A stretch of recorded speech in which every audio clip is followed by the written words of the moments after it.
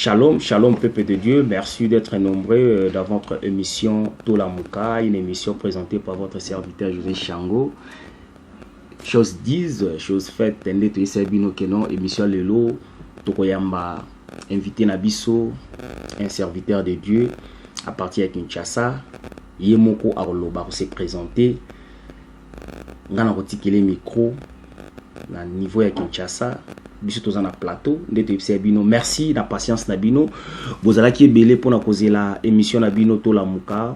Je vous signale que ailleurs il y a rien ezaka awa nde place boko yoka makambo bien bon nzambe bana nzambe bazali awa bazo solola yango na sengi yo vraiment ko zape bisoté landa message ya bien nzambe atie quelque chose à travers ba serviteur na ye o boko yoka ba message ya bien na poko ya lelo tika tenzamba lola zala na yo yo mutozili bakwa rolanda biso lisusu to bengi na niveau ya Kinshasa. Shalom homme de Dieu modeste. Mbote, parce qu'il est déjà 20h34 ici à Kinshasa. Mbote papa José Moussaï Nankolo. Mbote à la régie, il y a Chango TV.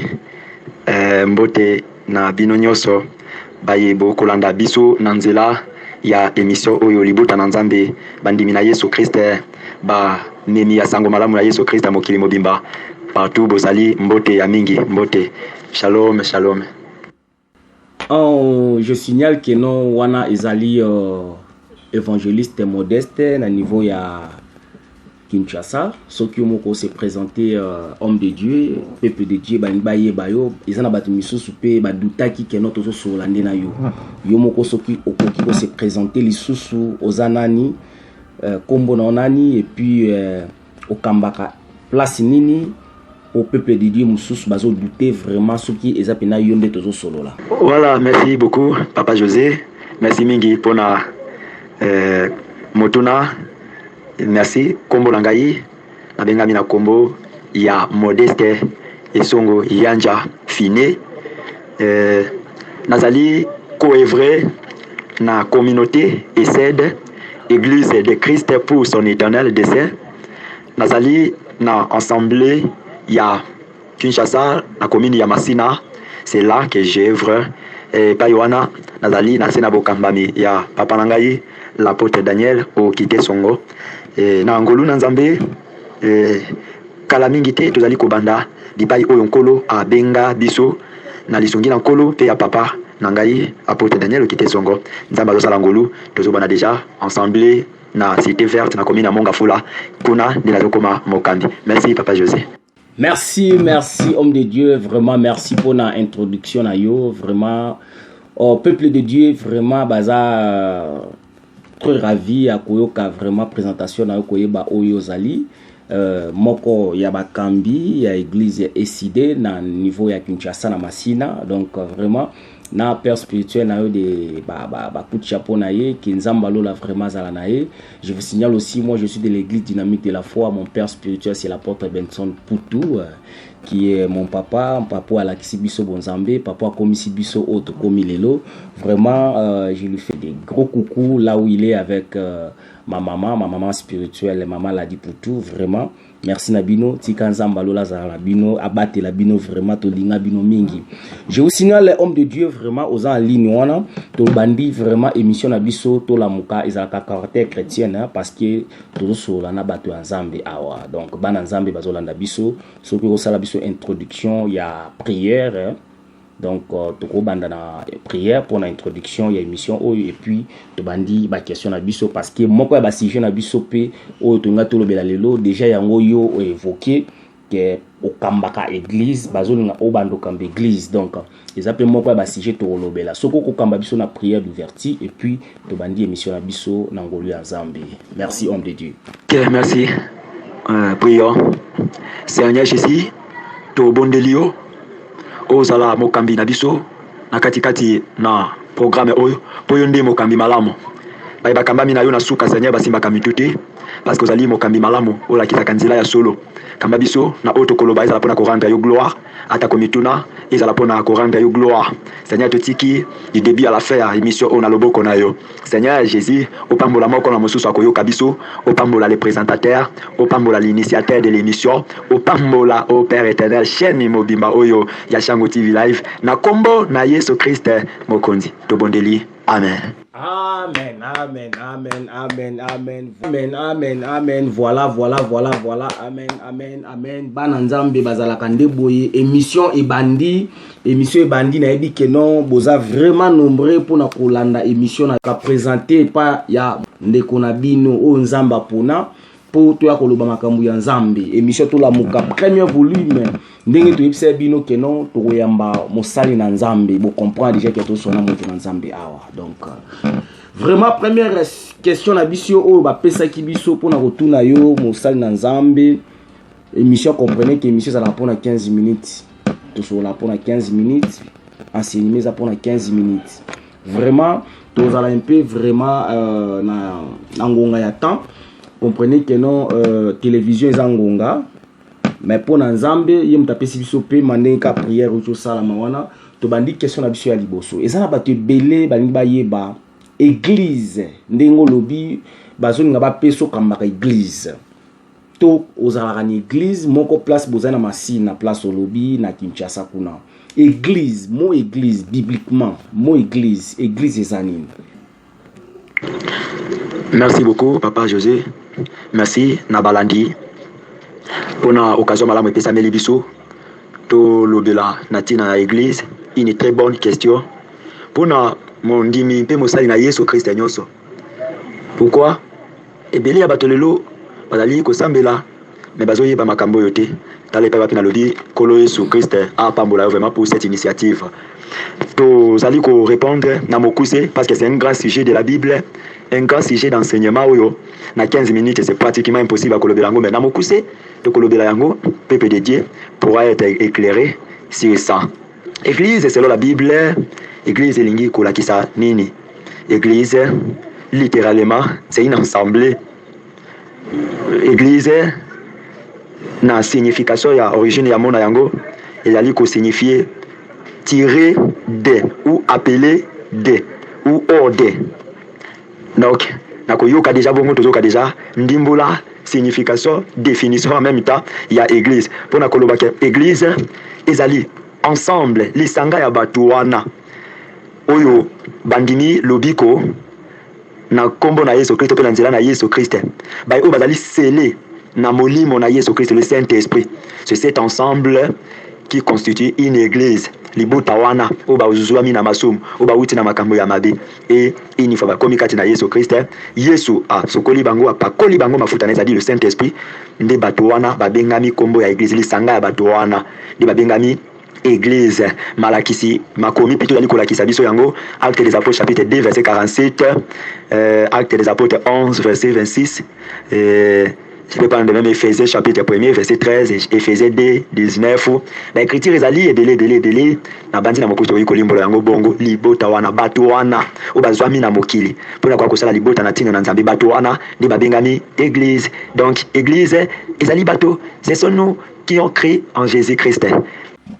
Merci l'évangéliste. Je vous signale que tozo solana moto na nzambe bat na nzambe bazo solola awa. Homme de Dieu, merci na réponse na yo opesi biso limbola ya église olobi église ezali bato yo bapakwa mafuta na Jésus-Christ. Ce qu'on a na yeba bato ndeti bato yo bandimela Jésus-Christ comme Seigneur et Sauveur te ba musulman ba ndeti bat misusu wana so na bina tanga ba religion misusu ebele te bato wana place basangana ka ezalaka église te. Donc c'est un peu ça, c'est une petite question on a une tout nanan pour naie ba bongo to ki na ba question mususu on les a sous question on a tourné concernant église nan parce que lobi bato Jésus-Christ a pas koli mafuta ndeti ba musulman bandimela Jésus-Christ te ba benga kaye mwana nzambe mais biso bato to ndimela Jésus-Christ comme Seigneur et Sauveur to benga kaye comme notre sauveur Dieu. Merci beaucoup Papa José. Une très bonne question. oh esepelisa nzambe moto mpo nko akangolama ayeba vérité na nzela ya émission oyo. Papa José libe ezoloba mokanda Matthieu chapitre 7 libe ezoloba kuna ke na mokolo ya suka kola azoloba ke eza na bato oyo bakoloba na ye nous avons chassé les démons en ton nom, nous avons fait les miracles en ton nom, nous avons fait ceci, cela en ton nom, mais nakobo ya bango, nakoba bango, je ne vous ai pas connu. Qu'est-ce que cela veut dire par rapport à Motuna Botuni? Yango elingi kaka kolakisa ke il y a cela oyo na bango moko bazali komi benga église, mais selon la pensée de Dieu et selon Dieu bazali yango te, bazali yango te. Église nani abandi si makambo ya église nkolo nde moto azali kobandisa yango. Wana biso bantu yebi yango na mokanda ya Matthieu nde pa ya pikola azali kobandisa kombo église avina Pierre, tu es Pierre et c'est Pierre que je bâtirai mon église. C'est lui le visionnaire de l'église. Alors église ali ya Yesu Christ. Koloba église ali ya Yesu Christ peut-être il kozala trop vague, mais pour na kolimbola yango une église qui doit être reconnue comme église de Jésus-Christ doit confesser que Jésus-Christ est seul. D'où Kimbangu ou Kimbangiste, ce n'est pas une église. Branhamisme, ce n'est pas une église. Confucianisme, ce n'est pas une église. Bouddhisme, ce n'est pas une église. Bon, koki kolimi samuke, Papa José, pona libota nabo dali ko ndabi soit bala no mobuluté, il y a une petite vérité où le Seigneur est éclairé pour dire que non. En ce qui concerne les églises, il y a des églises des hommes, il y a aussi les églises de Satan, et il y a aussi une de Jésus-Christ. Pourquoi cela? Parce que Satan, depuis Kala, ou Tana Kala, Moussala n'a qu'à copier. Nomoni, Nicolas Zali Lumière, Yépe le Kola, à la commis ça là, na faux Christ, na quoi t'en parles, c'est le Kola. Pour na, les bottes à la mode, qu'on a besoin de dans le mobuluté, il y a une petite vérité où le Seigneur est éclairé pour dire que non. En ce qui concerne les églises, il y a des églises des hommes, il y a aussi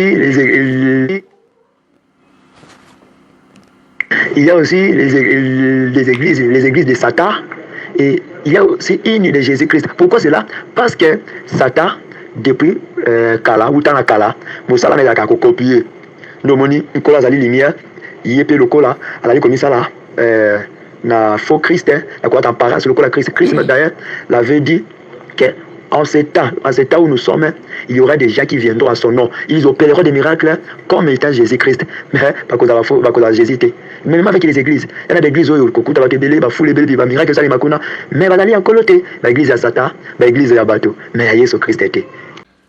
Homme de Dieu, vraiment, na sujet église où on a limite na 15 minutes au Kokako Silisango, mais tout linga kotika ba nzambe na ignorance te na linka ke no ezala moi dernière sous question nanga vraiment na terme ka ndongo bimisi wana na makambo ya église oyo ezana ba fausse église pe bimaka na derrière kana kombo église mais na ebiti est-ce que ça réveille tende ba kotisi moi bondoki na makambo ya bonzambe na ba église parce que soki totali ndongo lobi soki original ezali c'est que pirate ezali.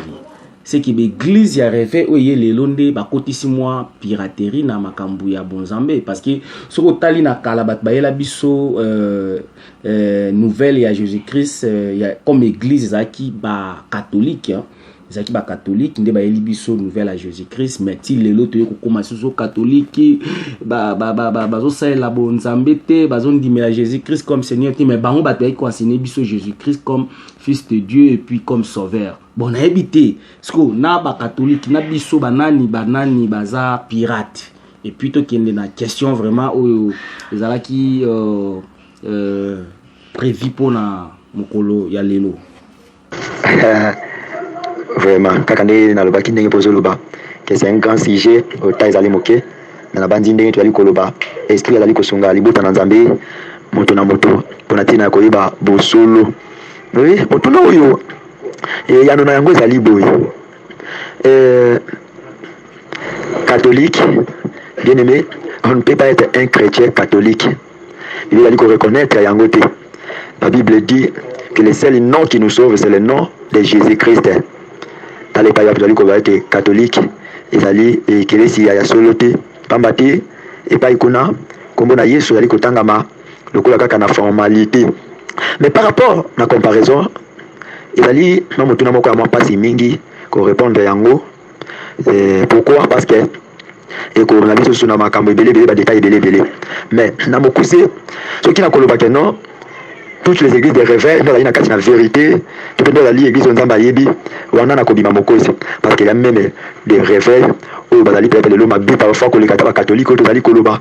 Alors do pour na kozonga peut pour la interpeller même mon opinion sur la église ayi ba non église oh nde tali ko définir oui zali de libota wana oyo babikami na nzela na nkolo oyo na kombo na sali na bango bayebi kaka nkolo na pratique na bango bayebi kaka nkolo Yesu Christ na banzi to kosuka bongo ekozala plus clair ke biso kokota na ba détail belé ekozala kwambuye libota na nzambe par rapport à comparaison bien aimé lelo eza na ba pratique muso ali kozala na ba réveil parfois ta ba catholique na kokuta yango te do na iko comparer non réveil ali bien par rapport à catholique merci mais catholique yali fika koluka vérité te merci.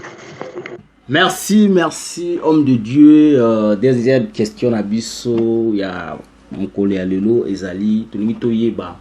Mission, to responsabilité, il y a église dans le monde des animes. Mission église, to responsabilité église, les animes.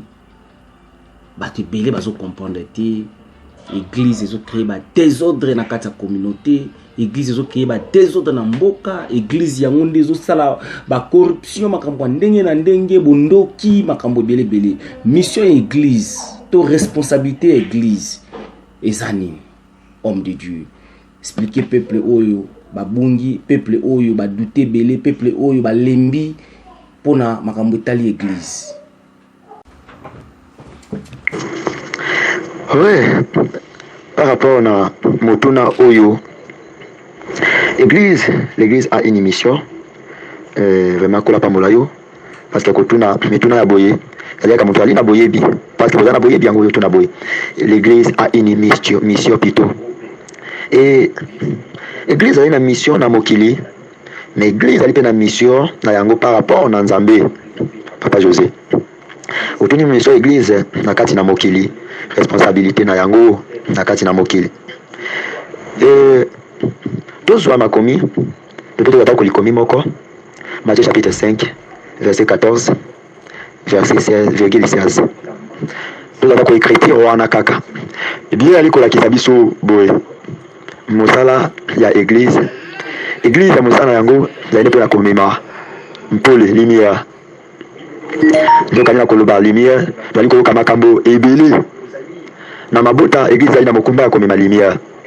Na politique église na mokumba ya komema lumière pale pa na zoluba église aina mosala te ya kozala to ya ko soutenir ba faux politiciens mais plutôt ya komema lumière la révélation la vérité de Dieu église ezali wana te lokola moso ali kosala ka okuta église moko na sima ya politicien opposant politicien majorité ça ce n'est pas l'église église ezali na responsabilité ya komema lumière na kati na mabota wana oyo bana bali kotombokela baboti kasi église kotombokela bana te pa ya baboti église ali na mokumba ya kotalisa baboti balinga bana bato za baboti mais église kosala ka mosala te ya kokabola bana na baboti to kotombokela bana eta baboti pe baboti pa ya bana wana ezali mosala ya église te mosala ya église ezali ne komema kimia kolakisa kimia na kati na mokili mosala na église ezali kolakisa caractère na Nzambe na kati na mokili ebongo bato bayi bakogumba mela Nzambe na nzela ya église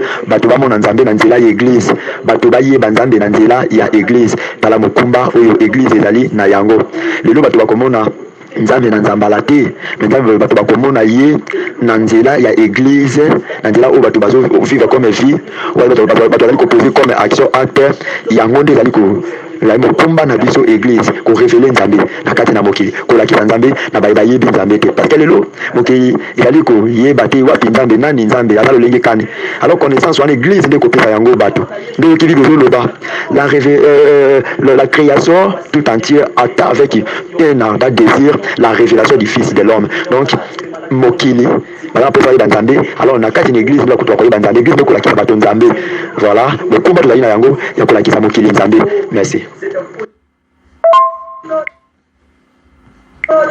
Oui, voilà pourquoi il pas oyo tozosala nde ali kodisqualifier biso mpe koqualifier biso liboso na Nzambe ke toali église na ye une église oyo ali kosoutenir moto na kati na mabe Il y a les dignités à combien dans l'église. Une église, il y a créer soulèvement, il y a bateau. Il y a les dignités à combien dans l'église. Une église, il y a créer des troubles. Il y a les dignités à combien dans l'église. Une église qui corrompu, une église qui accepte la corruption n'est pas digne d'être une église. Église, il y a encore les Christ va corrompre à voter. Église, il y a encore les Christ va corrompre pour faire élire candidat dans la campagne politique. Tout péni. Dans l'église, il y a encore l'église, il y a soloté. Mission église, établir de l'ordre. Mission église, établir la justice. Mission église, proclamer la vérité et soutenir la vérité. Amen. Voilà, comprenez que tous un homme de Dieu provenant de Kinshasa, donc tous soignés en direct on a plateau et Chango TV live. Donc je vous signale déjà Régie et zo signalé biso déjà Ngonga, donc télévision Ngonga, vraiment tous 15 minutes mais déjà tous débordé, comprenez na ba manœuvre technique déjà tous débordé moi Ngonga mais Régie vraiment va kabeli biso sous 3 minutes toujours poser deux questions à biso en direct ensemble, vraiment homme de Dieu mais quand on a biso on a un mot pour peuple de Dieu soit vraiment éclaircissement clair na boutoir le lobala vraiment na pensée à balam peuple de Dieu ba importance nini tokenda église importance nini bakenda église pourquoi bakenda église kaka dimanche vraiment ce ko yimola peuple de Dieu wana oyo ba pesinga question wana na ko tourner la bango pa na yo o répondre bango et puis to meka ko clore émission oyo na esengo nyonso na lokumu ya Nzambi. Merci nazo yanula yango en un mot que le Saint-Esprit m'aide selon votre demande Papa José. Merci beaucoup Moussali. Pourquoi batu bakenda ka église? Pourquoi kokenda église kaka le dimanche? Bande mitona bino mibale. Moi rectification moké. Tokendaka église te mais tokendaka nde na kati na temple parce que na uti koloba na ulta na evangelike église ali ndengai ali yo ali bandimi na Yesu Christ nyonso ya mokili mba biso lisangana tu ali kosala église. Alors tu peux être chez toi mais aux église, tu peux être au marché mais pas aux églises, tu peux être en voyage mais aux église. Par rectification la kiti na mingi lorsque je compare la question ya bandeko dali pona koyeba pona ndo kendaka na temple. Omoni kokende na temple c'est une manière officielle de manifester sa foi en Dieu et son adhésion à la communauté dont on fréquente le temple. Nazo le banini ozotalisa na mokili kondima na yo. C'est pourquoi tu te rends au temple puis invoquer Kanzambe parce que Dieu choisit toujours le lieu pour l'invoquer, pour faire résider son nom, pour l'adorer. Alors nous otalisa publiquement foi na yo mais aussi adhésion na yo et pas yo yo o adhéra communauté ou yo sambelaka te o kendaka yango to bato kendaka na temple mais aussi la vie chrétienne est une vie communautaire. La vie à l'isanga, la vie à moto yemo côté. Dans la vie chrétienne on se prend sur les uns des autres bato sunganaka ba ike ba mususu. Ainsi chaque croyant mondini nyonso étant membre na katikati na nzoto akozala malamu to pia kosunga malamu na katikati na kondima meme na bomo ina yemo bimba ke tango dali kosala contact na baninga na yemo susu bandimi mosusu lokola ye. C'est alors nda dali kosunga malamu kondima nezo sungama fona ezo sungama ezokola azokolisa mala kondima ndo moni dio dali ko va l'église primitive ba moni ba kola sa biso nzela na acte 2 acte chapitre 2 verset 42 kwa hiyo il ko sangana ensemble bazo kamatea ensemble bazo sambela ensemble bazo louer ensemble bazo lia et c'est ça la vie chrétienne. C'est ça la vie chrétienne. C'est pourquoi le lengi ya mo Christ oyo alingaka vi na yemo kwa misa ya yemo ko ali ko sala preuve que dali mondimi na Yesu Christ. Donc ali ko kutana on se complète, donc ali ko kutana on se bénit mutuellement, donc ali ko kutana on se édifie, donc ali ko kutana makambe bele vraiment et développaka et ko lisaka kondima et motivaka lisusu ba mosusu. C'est un peu ça. Mais après pas zo ba mosusu na Hébreux chapitre 10 verset 25 que n'abandonnons pas nos assemblées. Voilà, nous donne raison. Yakokendaka. Merci. Et pour nini tokendaka église kaka dimanche et si kawana mama le bezali ebele awa kenaka église kaka dimanche, c'est une faiblesse, c'est une erreur de leur part, c'est une faute de leur part. Badoraka nzambe kaka dimanche te, badoraka nzambe ngonga nyonso, tango nyonso, mokolo nyonso. Bazali faute na ngambo na bango.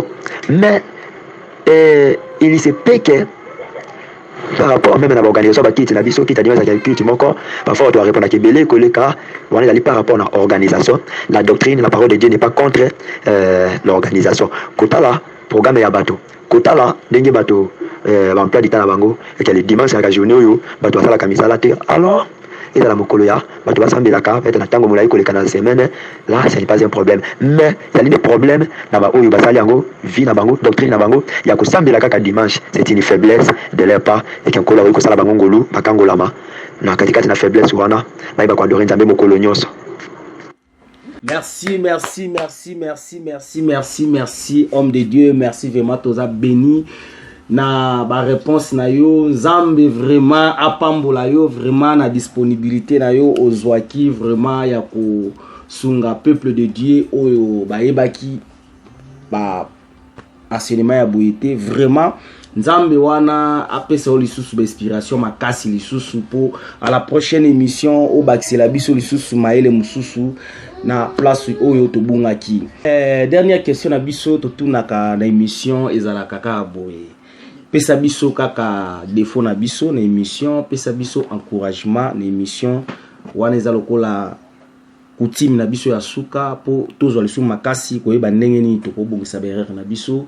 Yonde Moutomoni concept émission, première émission, où ezalaki émission Tolamuka, ezalaki présenté par José Chango, bo mesanango, wana to pesi parole na homme de Dieu, et puis bo zape biso lobité parce que bo zwa sous titre moko to thème moko ya malamu, homme de Dieu bozomona wana déjà lobby muta osunga biso na prédication pe thème qui est Jésus-Christ, c'est ça la batimisu ba personne de Jésus-Christ.